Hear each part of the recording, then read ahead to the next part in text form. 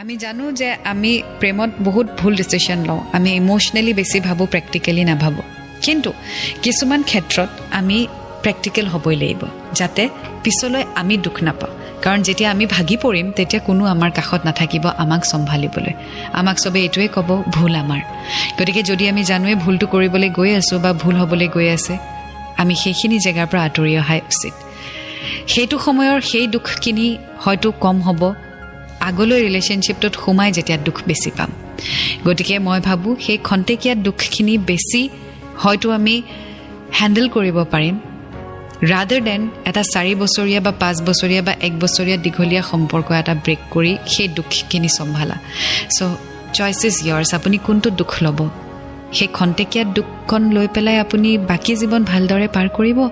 নে এই দীঘলীয়া সম্পৰ্ক এটাত থাকি ওলাই আহি গোটেই জীৱন দুখত থাকিব চইচ ইজ yours